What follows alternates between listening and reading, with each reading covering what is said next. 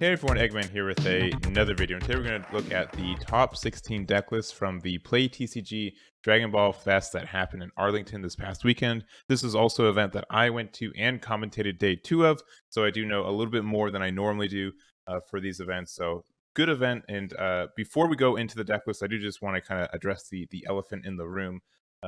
There were some things that could have gone better for this weekend, for this event, and there was a lot of feedback, and I know on Facebook and everything else there are a lot of comments. So I personally talked with the tournament organizer, the head judge, and I think their main goal is to take away from this. They're really receptive to feedback. They want to hear what you guys thought about the event, what they can do better next time, and they're very committed to that. And I know there were some issues, and I think there's something that they wanted to make sure to address for next time.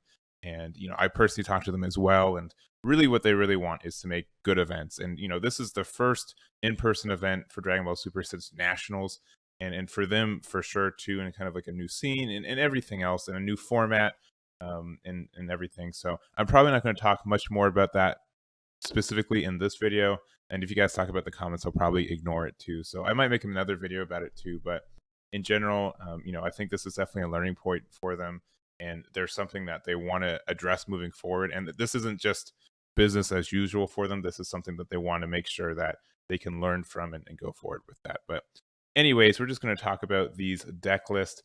So this is pretty much the first in-person, not regional, this is an event. This wasn't any invites, but kind of large event, over 256 players. And, with this new format of best of one with pre-side, everyone I kind of talked to said this is a good change, and they really did like it. So I hope it's something that they will continue going forward with. Obviously I'm not as good with pre-side, and I'm not sure if they'll have to do something different with webcams, having it like your deck and your pre-side deck too. But I think it's an interesting format, and kind of makes some new things, and kind of rebalances some ideas, and honestly it lets more cards see play, which is kind of neat. Real quick, we're going to look at the we're just going to talk about one deck from each leader, but we did have 7 unique leaders. And here, real quick, I'm also going to talk about, I'm just going to say that the first 16 players. So first place, we had Michael Cano with King Piccolo. Second place, Danny Nguyen with Gogeta Xeno. We had Juha Bach with Shenron. Third, Henry Silva with Soul Striker Reboot. Drunk Carlo, Janak, Austin Waldron, and Eddie St. Hilaire for top 8. Joey Gonzalez, Gerardo, Arturo, Jacob, Abel, Chi Sung, Amani, and George Machado then to round out the top 16. So congrats to all of y'all for doing this. I know this is a huge event, and yeah, you had to go. The record was pretty tight to get into this top 16. So looking at the leaders in general, so we had 4 Gogeta Xenos, 3 Sin Shenrons, 3 King Piccolos, 2 U7 Gokus, 2 Red Broly Swap, which was interesting, 1 Soul Striker Reboot, and then 1 Trunks Father and Son. And in general, I will say, compared to kind of like the webcam events that we had this past week, I would say like the barrier of entry for an event like this is a lot higher, in just the sense that a lot of people have to travel to get to this event, right? This isn't like you can just play in your living room, and then when you lose, you just go into your bedroom and cry about it, right? Like this is something that you have to drive, or fly, or you have to get hotels and everything. So I think there's a little bit less variety, in the sense that there's so much on the line for this. Like you have to say, I really want to win this. So I think there's less jank and more of just consistent decks that people know are doing well right now, which is pretty much red aggro decks. Red aggro is so good right now. Just the fact that Red Broly Swap is doing great right now, even though it's hasn't been super meta for a while. 2 got into this top 16, and then Gogeta Xeno, this has been doing well since Nationals for the English. Worlds, it was doing well. It got a little bit nerfed, but it's still in a really good spot. Shenron's still doing well. And then Trunks Father and Son just kind of sneaking in. A lot of people thought this would kind of be the replacement for Higher Dragon, and it's doing an okay job, but I think the format really is kind of like more of this aggressive format. And once again, we see almost half the decks just being these red aggro decks. Or I know U7 Goku is kind of more like mid-range, but it is definitely has kind of like a more aggro feel with it. But let's go over just one of each list for each leader and kind of go from there. So let's start off with Michael Cano's first place King Piccolo. King Piccolo is like on a super tear right now. not only was it was like the finals match, and it won first place for the Carter Magical webcam regional this past weekend. Joey Palladino was undefeated until the last round with it as well. It lost to Aandroidd 18 mil, and it's in a good spot, honestly. A lot of people thought that limiting drum to 1 would ruin the deck, but that is, I can't imagine if it's at 4 right now. That'd be absurd. And yeah, nothing really like super new with it either. Obviously Piccolo Jr. is such a good unison, and I'll probably make a video on like my thoughts on Piccolo right now in general if there's any changes we can make. But I think it definitely deserves to be one of, if not the deck of the format to beat. It is just super consistent. It's very aggressive, and I really don't know if / what we can make some easy changes with it, but I don't know, it's very strong, very consistent, and not a big surprise. It's doing super well. So here's this list. Going to second, we do have Gogeta Fateful Fusion. Once again, this has been a very strong deck for a while. Obviously Gogeta thwarting the Dark Empire has been so good. That splashed in a lot of other colors, and we do have some new cards like Super Saiyan God Trunks, Power Awaken. Being able to get like a free dual attacker is fantastic. Being able to kind of set up your drop area again with the swings and everything. This is just a really good card and kind of helps extend you. Like, just the fact like it's just something that you can play from your warp, which means that we did lose that Trunks that you get the like free card draw when you send it to your warp. The fact that this kind of replaces that, I think, is in a good spot. People are kind of switching to the mirror dimensional superpower as well for their unison. So it can attack if it has 2 or fewer markers, but just getting a unison out that's a 15k means your opponent kind of has to like waste an attack to get rid of some markers for it. And then you made the +1 is choose 1 card from your hand to your warp if you draw 1, so that can also help up your Gogeta, like your Xeno fusion plays as well. And then you can also give it I don't think this -2 is ever used, but just the fact like you need to be able to set up your warp and everything is good. And yeah, I don't know, just a solid deck. It does a lot of replays, it gets a lot of bodies out, and can be really, really disgusting. Next up, we do have Sin Shenron. I've talked about Sin Shenron for a long time. I think the new ads for this, one I'd say like this is more like kind of like a mix between control and like an aggressive deck. Obviously with Cell Xeno, it's super easy to get on this list. Like, you just make 8s and 4s all day, so you can just easily get this out. It's not a big deal. It's surprising that like this is the choice, though. I know a lot of people have been trying like the Mira secret rare, and obviously Pan's in a really good spot. There's just honestly a lot of great secret rares in play right now for some of these generic leaders and stuff. So but yeah, I think this is fine. Like, it's a great win condition in a lot of ways, especially if you're already main decking the cooler. The Goku Black Time Ring Trespasser. This is an interesting choice, but I know a lot of people have been theory crafting this for a while.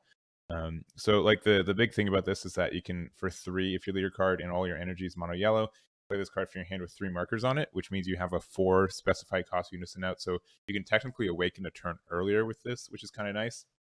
And then +0 at the end of your turn, switch this card active mode, gains block until the end of your opponent's turn. So I'd be interesting to see how often they are able to play this on turn 3, and like if this was the boon for it. But like, obviously if you were playing a leader like this where you can have as much life as you have when you awaken early, it's super big. Like a 10k leader with 5 life versus a 15k leader with 5 life is a big difference. And if you're playing a lot of these kind of aggressive decks, like that extra 5k has a lot of returns if your opponent can't keep getting over it. So I think that's a really interesting choice. Another interesting choice in the side here too is this Son Goku Forever in Their Memory. So if your leader card is yellow, all your battle cards and your opponent's battle cards with the original energy cost of 5 or less have their skills negated, and all your battle cards at any cost of 1. So more or less, it's just for this permanent, but being able to like turn off like all the blockers, barriers, etc. from all of your your opponent's lower cost energy cards, I think is really, really good. So cool tech there. Nothing else too much. Like, Dragon Thunder, I've seen a lot of people start using this card again, since if it's if you can side it in, it's a fantastic card, and I think it catches a lot of people off guard because it hasn't seen play in a while. And real quick, any other like super crazy? Nothing too crazy, I'd say, from the first 2 decks side deck wise. I'm not used to reviewing these side decks. I'm not. I gotta get reused to it. So anyways, going to our 4th place deck, and I will say it is interesting that the top 4 were all unique leaders, so that is cool to see. But we do have Soul Striker, and again, I bet money that not real money, but I would bet like the blue yellow version of Soul Striker was like the play to go. But we've seen it twice now that this blue red one, kind of like the Invoker variant, is in a really good spot with Soul Striker. So we saw this in I believe the Carta Magica regional. It finished, and maybe the core. I don't think the core, but I know for sure the Carta Magica one. And now again, fourth place with this version in Arlington. Just honestly, the idea. I see a lot of people say that they're like, why are you, if you're running the Invoker package, why aren't you using the leader that specifically is made for this Invoker package? And I think the reason for me is that you can kind of, there's, I don't know, this is like a more defensive and flexible leader in a lot of ways. Just being able to kind of awaken with more energy or with more life, I think is fantastic. If you're able to get to turn 3 and play your boy, kind of go from there. Being able to do, this Gogeta as well. Just having more energy, I think, is a big thing too. You have a lot of big energy plays, and so being able to refresh it and not be super tapped out, being able to get some card draw as well. I think that's a reason enough to play this list as a Soul Striker. But I would be interested. I don't think anyone did play the Surge Coup at this event, but if they did, I'd be interested to see how well they did. Obviously, having Catastrophic Blow limited to 1 is not helpful, but I mean, I think having more defense. I mean, also what you can only run Hatch if you have a mono blue leader. Yeah, I mean, I would say running Hatch is more than enough reason to play this over Surge Coup, but like this can just still. This is such a good card. It wins you games so many times. It is absurd sometimes. But anyways, here's Soul Striker. It's doing well. I don't know. That's all I have to say. Next up, we have Janak's U7 Goku. A lot of people, I don't think they recognize, like, even though it's not winning tournaments, it's topping a lot of them. Like it's doing super well in the sense that it's topping. There's a lot of ways to play this list, and obviously this is also kind of a more deck where you put most of the cards in the archetype, and then you just kind of get your individual ratios from there. So I do like that idea for it. Being able to run like some interesting things. I've seen a lot of people play these Sin Shenrons, and potentially it's for this active main too as well. Like obviously being able to attack active mode, being able to pop cards. But like if you're already doing the hand rep from the Ultra Mastery as well, being able to say, you know what, let's see that hand if there's something that I need to get rid of. And if you play this turn 3 and you go into turn 4, you can look at your opponent's hand first with this and be like, okay, what can they interact with my big boy? And if they can't, I can free play this and get rid of an additional card that could be trouble for me. So I think that's like a good line and kind of helps set up for what you're doing. Also, being able to have a unison so you can use your Verdell in countering danger is good too, because it needs to have a red unison card of specified cost of 3 or more in play to activate the counter. But being able to pop two dudes with the Spirit Boost is good too. And I don't think there's anything much else for this list. It's obviously, this is, I think, more of a pilot-centered list than a, deck building challenge, I'd say, which I honestly, a lot of the format right now is less of spicy decks. I think a lot of them are just decks that have been good for a long time, and you make your individual spice choices, but it really comes down to the pilot. Next up, we do have Future Trunks. I'd say like this one's like Future Trunks is doing all right, and if I don't really make tier lists for this game, but I'd say like this is more like a tier 2 list. It's consistently gone like one top, or like it gets one place in like the top 16 for last week or so, which is fine, but it's never winning.